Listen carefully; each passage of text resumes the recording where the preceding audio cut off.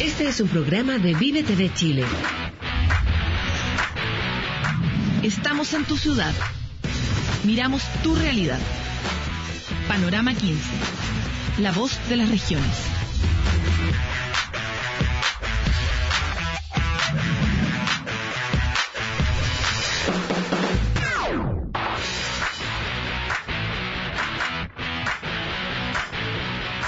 Bienvenidos a Panorama 15. Como le comentábamos, hemos decidido que en este tiempo de descanso, que esperamos que sea para usted también el verano, queremos mirar los grandes temas de Chile, las grandes oportunidades, filosofar un poco, tanto que nos hemos perdido el tiempo donde reflexionamos sobre nosotros mismos, tan inmediatos que nos hemos vuelto. Bueno, para eso tenemos hoy día a un gran invitado, que es Álvaro Fischer, presidente de la Fundación Ciencia y Evolución. Muchas gracias, Álvaro, por estar con nosotros. Muchas gracias por la invitación. Álvaro, la invitación es voladita, como te decía al principio. La idea es que pensemos un poco más allá, fuera de la caja, que es algo que se necesita mucho hoy día. Y queríamos ir un poco a tu experiencia. Tú eres un especialista, estudioso en la historia de Darwin en Chile. Queríamos un poco que nos contara cuál es tu experiencia como especialista respecto a esta total cero identidad que tenemos los chilenos sobre el paso que tuvo Darwin por Chile. Bueno, es que Darwin está asociado a la teoría de evolución por selección natural. Muchos asocian eso a lo que él vio en Galápagos, los distintos pinzones que habían ahí, y que esa fue la idea que lo llevó a formular su teoría, lo cual no es exactamente cierto, sino que las ideas se le ocurrieron mucho después. Entonces, su paso por Chile pasó como un poco inadvertido frente a esa otra historia, pero con el tiempo se ha empezado a construir una manera de entender el proceso que haber tenido Darwin a lo largo de su viaje y el proceso, digamos, de pensamiento permanente y cómo evolucionaron sus propias ideas respecto al tema, en que el paso por Chile parece haber sido muy importante. Primero no fue un paso. Primero no fue un paso. Se imagina que es como que se pasó una semanita en Chile. No, claro, primero estuvo prácticamente 18, 20 meses en Chile, o sea, un tercio de todo el viaje fue aquí en Chile. Prácticamente más de 2/3 de todo el viaje ocurrió en el cono sur de Latinoamérica, entre Chile y Argentina, porque su viaje era una expedición a hacer la cartografía naval de esa punta extrema austral del territorio del mundo, por la potencia naval del momento que era Inglaterra. En segundo lugar, fue estar mucho tiempo y recorrer todo, no solamente la zona austral, sino que llegó hasta Copiapó, que era el límite norte de Chile en esa época. Además, la única ciencia que hablaba de evolución en ese momento, hasta ese momento, era la geología. Y él era un tipo que estaba muy preparado en geología. Sabía, estudiado y entendía la evolución geológica, pero desde un punto de vista bastante teórico. En Inglaterra, la geología tú la puedes advertir en las capas que se ven en los cerros, en las rocas, pero nada se mueve. Y llega a Chile y se encuentra con eventos geológicos así cataclísmicos, por así decirlo. Una erupción en el volcán Osorno, que la vio desde Ancud, que por supuesto que lo impresionó mucho. ¿Le tocó su terremoto? Le tocó el terremoto de Concepción del año 35, 175 años antes del 2010. El mismo terremoto en el sentido que la misma falla, el mismo lugar.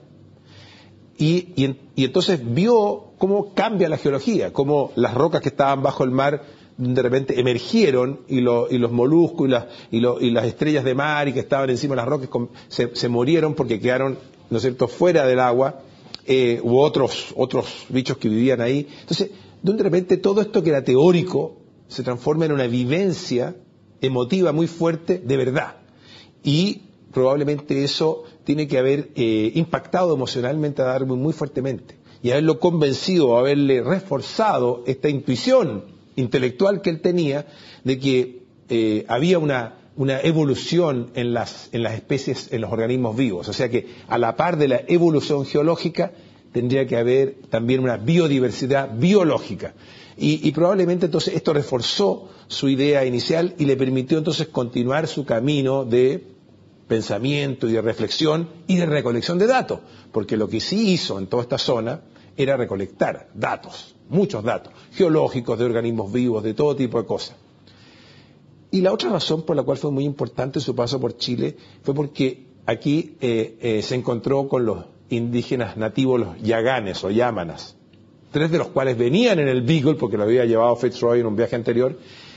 Y tuvo suerte de conocerlo a diferencia de nosotros, digamos. Exactamente, que ya lamentablemente están prácticamente extintos. Pero lo interesante de su experiencia es que si bien por una parte la describe en términos que hoy día serían políticamente incorrectos, estos pobres seres primitivos, abyectos, en fin, un lenguaje que hoy día no se ocupa, pero a pesar de eso, él reconoció desde el primer minuto, incluso con aquellos que venían en el barco con él de vuelta, que eran seres humanos, que eran susceptibles de recibir la empatía mutua de unos con otros y podían entenderse, tenían las mismas emociones, y eso que le pareció, digamos que pareció como una observación al pasar, con los años, 30 años después que él escribiera su teoría y se pusiera a hablar o a escribir sobre los seres humanos, en ese minuto su encuentro con los indios yaganes pasó a ser muy importante.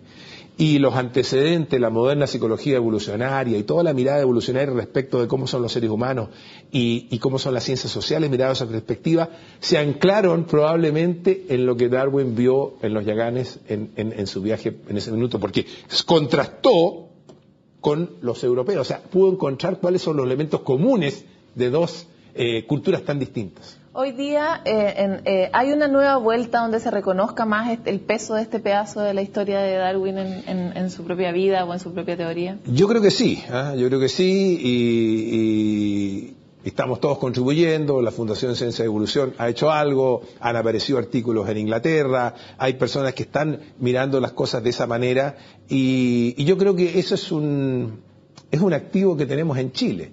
No tanto por el chauvinismo de decir aquí pasó Darwin, esto fue muy importante, que siempre es bueno, porque así somos los seres humanos, otra de nuestras características, pero además porque podemos utilizar eso como plataforma para catapultar nuestro territorio desde un punto de vista turístico, científico, de atracción, porque un lugar como el extremo austral de Chile, ¿no es cierto?, no solamente tiene el atractivo de ser muy bello, con los glaciares, los canales, ¿no es cierto?, los bosques, los ventisqueros, todas esas cosas, sino que además es una zona que es como el fin del mundo, tiene esa cosa exótica de fin del mundo. O el principio, como dicen algunos. O el principio, pero cualquier cosa es una cosa así como extrema, tiene total. Una cosa romántica, glamorosa, pero además es una zona que tiene mucho significado, no solamente para los chilenos, sino que, y más bien para el resto del mundo, que muchas veces nosotros no conocemos tanto de la historia de esa zona.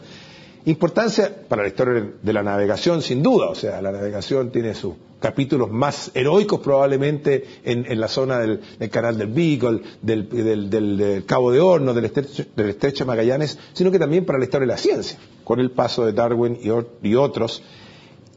Y entonces los nombres de los montes, de los canales, los estrechos, los fiordos, tienen nombres que tienen que ver con esa historia y por lo tanto es muy atractivo para la gente de distintas partes del mundo venir a visitarlo. Y encontrarse con esto. Hablemos un poco sobre lo heroico de ese territorio. En distintos momentos, antes yo tuve la oportunidad de ver una exposición tuya y me quedé pensando si a Darwin le hizo tanto sentido, porque cuando uno está en Punta Arenas, para quienes no han estado, o cuando uno está más allá de Punta Arenas, que es la suerte que tuvimos nosotros, se da cuenta de que en ese territorio, donde uno evidentemente es un humano de este porte y la adversidad está ahí, el clima y el viento y el agua, es todo muy fuerte, ¿verdad? Esa experiencia necesariamente te conecta con lo primitivo, con las grandes preguntas, con las preguntas sobre el sentido de la vida. Da la impresión de que a Darwin también le tiene que haber pasado. ¿Cómo los chilenos podemos capitalizar la oportunidad que tenemos en nuestro territorio, con nuestros terremotos, con nuestros volcanes, que los vivimos solo desde la tragedia, como para cambiar nuestro pensamiento y pararnos desde otro lugar? Bueno, yo creo que ese tipo de reflexiones de las que tú mencionas, que efectivamente ocurren cuando uno está frente a la naturaleza bruta. ¿Qué diferencia tiene la naturaleza bruta con la rutina nuestra de todos los días? Nosotros estamos rodeados de la cultura construida por los humanos, la tecnología, ¿no es cierto?, todos estos aparatos, las cosas que vemos en este estudio, en fin, y todos los conceptos e ideas con las que circulamos diariamente. Pero estando frente a la naturaleza bruta, eso es lo que te produce el contraste, y entonces te hace reflexionar sobre el origen de las cosas, y por lo tanto creo yo que eso lo podemos aprovechar los chilenos como una fuente de investigación científica. O sea, lo que hay en el territorio austral no solamente tiene esta belleza que hablábamos y este significado histórico para la historia de la ciencia y la navegación, sino que además encierra o contiene información científica de mucha importancia. Por ejemplo, estamos al lado de la Antártica. En la Antártica tú te encuentras con que hay bacterias que viven 3.000 metros bajo el hielo. ¿Qué características pueden tener esas bacterias? ¿Qué puede haber ocurrido en su proceso evolucionario para que hayan podido sobrevivir en esas condiciones? ¿Qué nos puede aportar los rasgos que tienen esas bacterias o su DNA o las características que tengan que podamos aprovechar nosotros ahora? Entonces, el desafío científico y tecnológico es gigantesco. Y junto con eso tenemos también la posibilidad de aprovecharlo turísticamente, por las razones que acabo de decir. Yo creo que Punta Arenas, por ejemplo, puede ser perfectamente la capital científica de la Antártica. Primero porque es el lugar más cerca de todos los continentes para llegar a la Antártica. Punta Arenas tiene las facilidades científicas, tiene universidades, tiene un puerto apropiado para llegar para allá.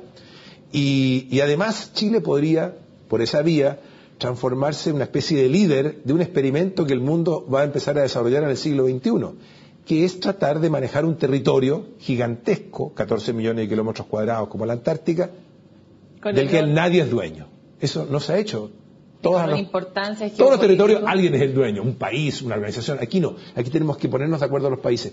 Y si Chile es el país que está más cerca, y si la Antártica se va a desarrollar solo científicamente, porque ese es el acuerdo que tienen las naciones, seamos nosotros los líderes, de alguna manera. Álvaro, vamos a ir a una pausa, pero vamos a volver con esto ya en profundidad hacia el segundo bloque. Usted no se mueva, se dará cuenta que es interesante lo que estamos hablando, ¿cierto? Estábamos hablando del paso de Darwin en Chile, y uno que está tan en la modernidad se olvida que el paso en esa época no era una semanita ni 4 días, sino que efectivamente un montón de tiempo que fue súper determinante en lo que finalmente fue su teoría, al menos eso queremos creer y queremos que el mundo crea también eso. Estamos convencidos, sin duda, y para eso estamos con Álvaro Fischer y estábamos avanzando justamente hacia las oportunidades que tiene Chile en materia de desarrollo, en este caso antártico, subantártico, y hacia dónde debiéramos ir en torno a la Antártica, cómo está creado el Plan de Desarrollo Regional de Magallanes. ¿Cuál es tu perspectiva en este Chile que está cambiando? ¿Hacia dónde tendríamos que adaptarnos, Álvaro? Bueno, para Chile siempre sus extremos han sido un problema, el extremo norte y el extremo sur, porque son territorios menos ocupados, en que la economía, la forma tradicional de desarrollar la economía es más difícil de hacer, cómo va a poner una industria ahí, en fin, todo parece muy difícil, o sea, parece como un cacho. Y resulta que, si lo miramos desde el punto de vista del siglo XXI, el turismo y la ciencia y la tecnología, nos damos cuenta que son tremendas oportunidades. En el norte están los mejores cielos del mundo para hacer astronomía y la mejor energía solar para desarrollar energía y todos los derivados que de ahí surjan. Así que tenemos una gran oportunidad en el norte. Y en el sur tenemos esta oportunidad única de sistemas ecológicos únicos también. No hay tierra firme debajo del paralelo 47 en ningún continente salvo en el extremo de Latinoamérica, y por lo tanto los bosques que están ahí en la zona, digamos, de Punta Arenas hacia el sur son únicos en el mundo, y las características que tienen son únicos en el mundo. El Parque Etnobotánico de Mora, que nosotros vimos en Puerto Williams, que lo maneja el doctor Rossi, hay una proporción de los líquenes y musgos del mundo que es del orden del 5%, que es muy superior a la proporción de territorio que lo que eso representa en el vasto territorio digamos terrestre de toda la humanidad, y por lo tanto hay tremendos potenciales para aprovecharlo, para aprovechar los desafíos científicos y tecnológicos que eso nos impone. Entonces podemos atraer a la ciencia del mundo, aprovechar un gran laboratorio natural en que se pueden extraer la información de estos sistemas ecológicos especiales, de estos organismos vivos que viven en condiciones tan extremas que por lo tanto sus características son muy interesantes de conocer, y aprovechar sus bellezas naturales y lo alejado que tienen, el significado que tienen para el mundo de manera turística. Así que ahí hay un tremendo paquete de oportunidades. ¿Y cómo uno aprovecha esa oportunidad sin destruir el entorno? Porque aquí estamos permanentemente en el paradigma de por un lado cómo crecemos, por otro lado estamos siempre mirando a Argentina y encontramos que lo hacen tan bien, que traen tanta gente. Evidentemente ese modelo en Chile podría terminar muy rápidamente con lo que tenemos, ¿verdad? Sí, yo creo que nosotros tenemos que desarrollar en esas zonas un turismo que yo diría turismo del siglo XXI. O sea, es un turismo que los términos de referencia tienen que ser de sustentabilidad. Por ejemplo, hacer la mayor parte de los desplazamientos por agua y no por tierra. para evitar dañar, por ejemplo, todos estos líquenes y musgos que están ubicados en zonas especiales y que le dan atractivo a la zona, lo que normalmente en otras partes a uno no le importa. Además, desplazarse por el mar no es tan malo, al revés, es muy interesante, es muy bonito, es lo que hicieron los navegantes en su época. O sea, definir términos de referencia es muy importante. También nos preocupamos lo que tú decías de Argentina. Claro, Argentina está desarrollando el turismo a la Antártica, pero en barco. El turismo en barco requiere desde Ushuaia 1 día y medio de ir a la Antártica y otro día y medio en volver. El turismo a la Antártica del futuro va a ser en avión y va a haber que desarrollar, cuando una vez que la persona llegue a la Antártica, en barco recorrerlo y ver las cosas interesantes que ahí haya. De la manera que hay oportunidades de hacerlo de manera sustentable, sin dañar el medio ambiente, definiendo los términos de referencia, cuántas personas vamos a aceptar por metro cuadrado, por día o por unidad de tiempo, en fin. Hay maneras de hacerlo Bután, bien. Viste que Bután tiene cuotas de acceso a su propio país y a sus territorios. Bueno, y lo mismo pasa en las Galápagos o en ¿cómo se llama esta isla que está ahí cerca de Punta Choros, en el norte de Chile también, que también son lugares pequeños y por lo tanto no puede caber todo el mundo que quisiera ir y hay que racionarlo y a lo mejor cobrar la visita. Los grandes parques nacionales tienen esa característica. Ahora, la Antártica, voy a hacer la pregunta higiénica. ¿Cómo opinas tú que ha sido la política chilena en el territorio antártico? Bueno, originalmente la mirada chilena era una mirada más bien geopolítica. Era un territorio al que el Chile tenía aspiración, y todos nos enseñaron, por lo menos me enseñaron en el colegio, que había una lonja de la Antártica que pertenecía a Chile y habían varios países que tenían, claims, tenían intereses, reclamos territoriales. Yo creo que hoy día eso ha ido cambiando y Chile se ha ido adaptando a este acuerdo mundial de que la Antártica sea un territorio que más bien se use solo con fines científicos y no para explotar sus recursos naturales, por las razones que conocemos. Sabemos que tenemos que cuidar los recursos y es una buena manera de hacerlo. Yo creo que en ese sentido, por ejemplo, el Instituto Antártico Chileno ha estado modificando su mirada geopolítica hacia la ciencia. Lo que está haciendo es básicamente investigación científica. Chile, por ejemplo, ha abierto esta base nueva en Glaciar Unión, en el Círculo Polar Antártico, en el paralelo 80, 2.000 kilómetros desde el inicio de la Antártica hacia adentro. Entonces, creo que se está avanzando en la dirección correcta y creo que Chile puede aprovechar, pero tiene que hacer un esfuerzo mucho mayor. Aprovechar. Bueno, de partida tiene que estar dispuesto a firmar algunos cheques. O sea, hay que poner recursos. ¿Para qué? Para intentar liderar el estudio de científicos en la Antártica desde Punta Arenas. Yo creo que Punta Arenas puede ser la capital científica de la Antártica y puede ser el lugar de donde se desplacen. Ya lo es en cierto sentido.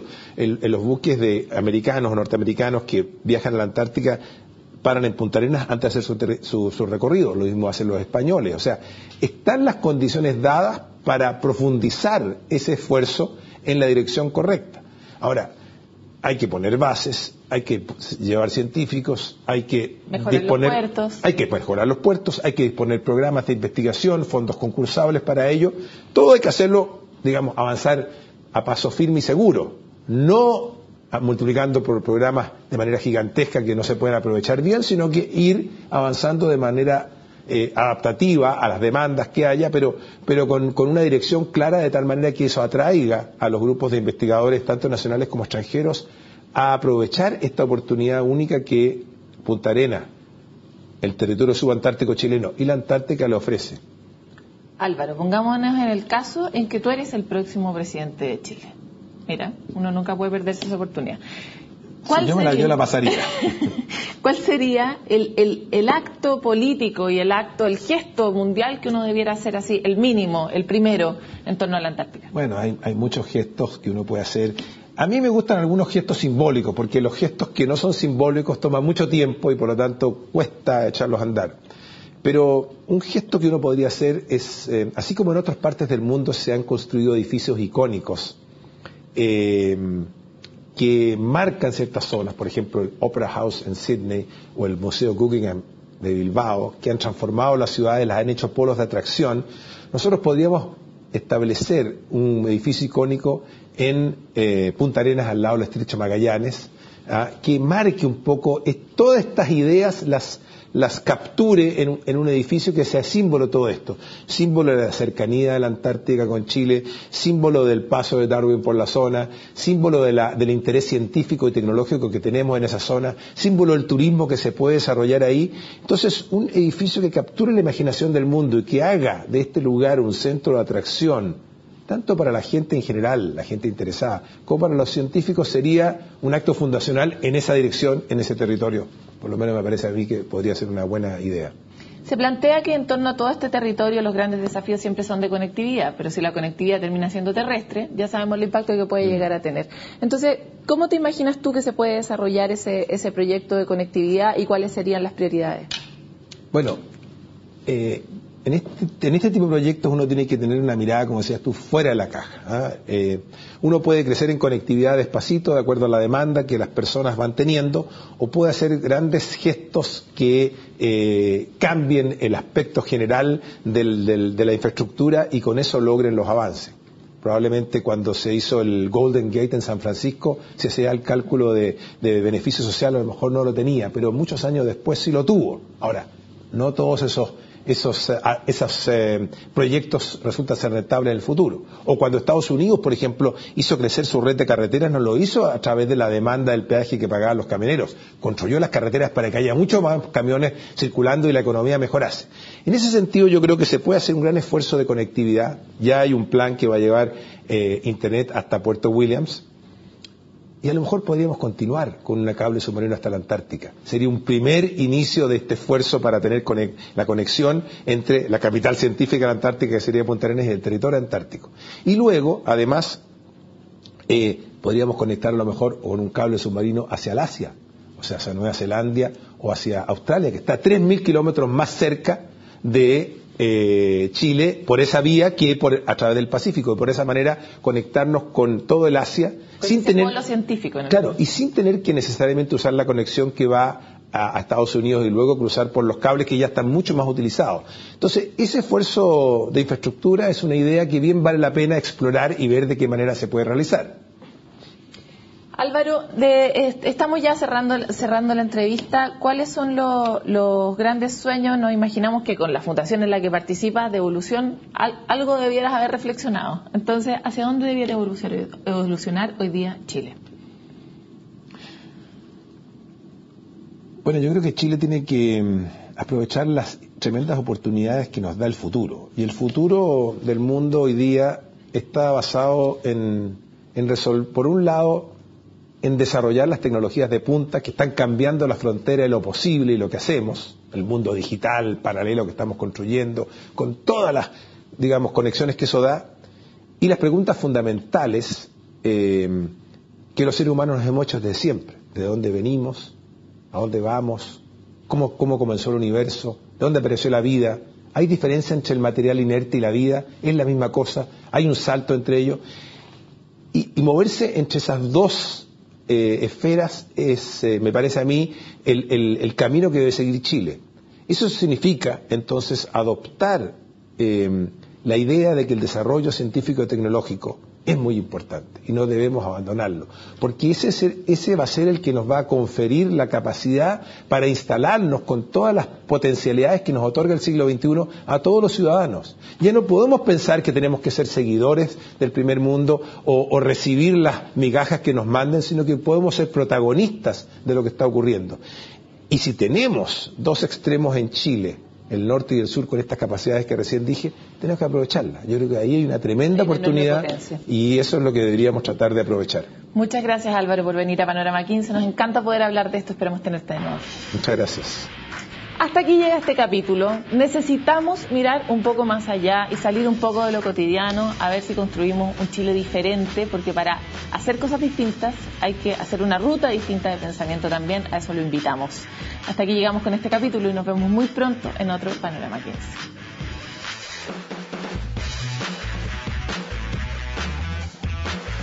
Este es un programa de Vive TV Chile.